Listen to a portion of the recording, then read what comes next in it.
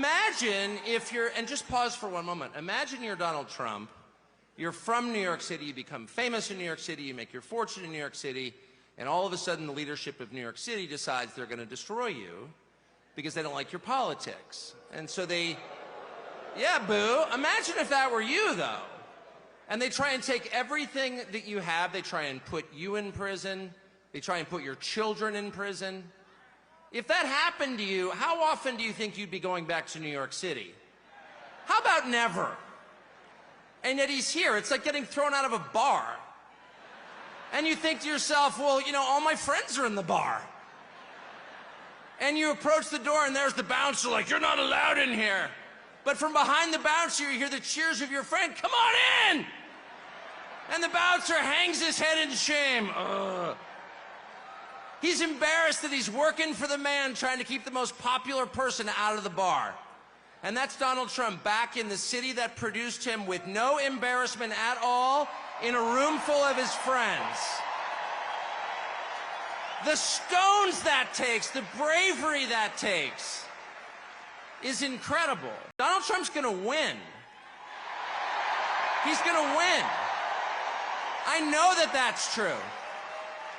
Why is Donald Trump going to win? The people he's about to defeat have no idea. And they're panicked. They have no idea why people like Donald Trump. And their first theory was, well, Donald Trump is evil, so half the country's evil also. And that's one of the reasons they spent the last 4 years trying to destroy the country, because they're mad at its voters for liking Donald Trump. How much easier would it have been just to pause for 20 minutes and ask yourself honestly in some silent place, why do people like Donald Trump? And if they had been honest enough to ask themselves that question, they would have come up with the two main reasons, and here's what they are. The first reason that people like Donald Trump is because he likes them. That's why. And it's real. Affection is something you can't fake. I don't care how many times Kamala Harris would tell me she loves me, I don't believe her. I saw her kiss her husband with a mask on. A mask on. That's her version of love. It's fake. It's not real. They spent 10 years telling you Trump is a hater. Do you feel that on him? No, you don't. Because it's not there. I've spent a lot of time with Trump.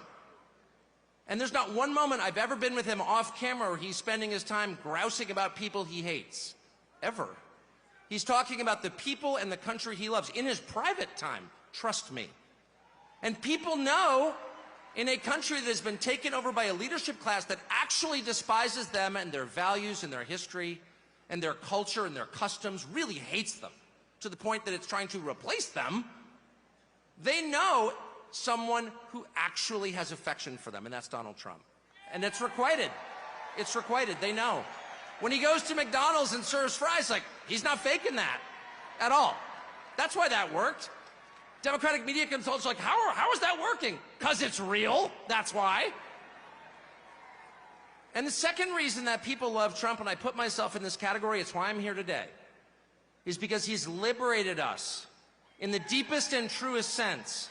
And the liberation he has brought to us is the liberation from the obligation to tell lies.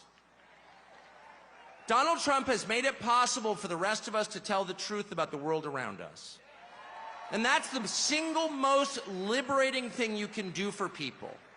If you want to enslave people, if you want to degrade them, force them to tell lies. And they have. They forced us to lie about everything at gunpoint, effectively. They put people in prison for refusing to lie. And not just the obvious lies that men can become women, or Vladimir Putin blew up the Nord Stream pipeline. No, honestly, he did.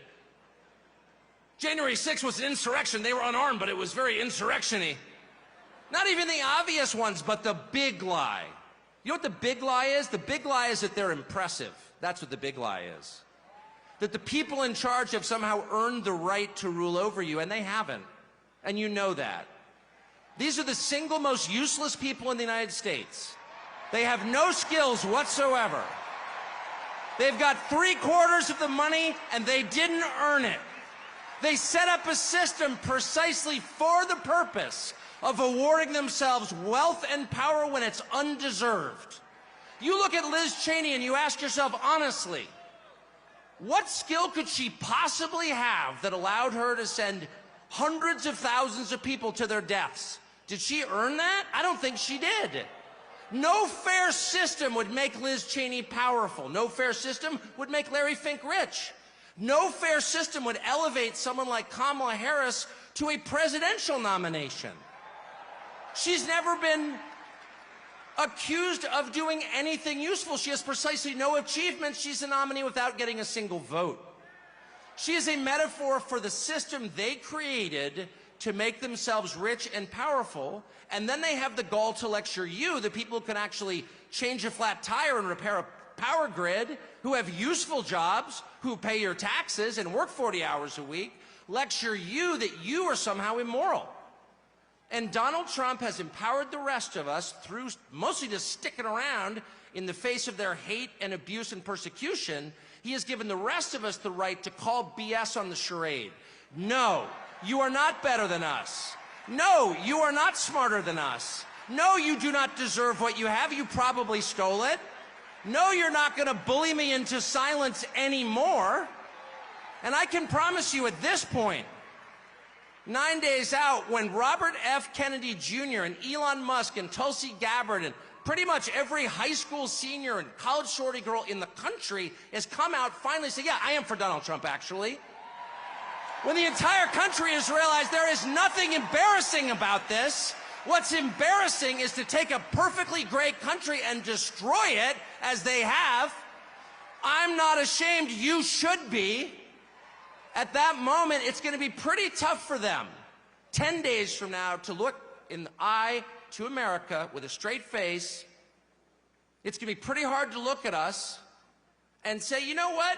Kamala Harris, she got 85 million votes because she's just so impressive. As the first Samoan, Malaysian, low IQ, former California prosecutor ever to be elected president, it was just a groundswell of popular support. And anyone who thinks otherwise is just a freak or a criminal. At this stage of the game, after 9 years of listening to their lies and finding every single one of them totally false, no, it's not safe and effective, and no, she's not impressive. It's very hard for me to believe the rest of us are going to say, you know what, Joe Scarborough, you're right. You're right. She won fair and square because she's just so impressive. I don't think so. And to me, that is liberation. It's the freedom to say what's obviously true as a free man and not a slave. And I just want to say thank you, Donald Trump, for that.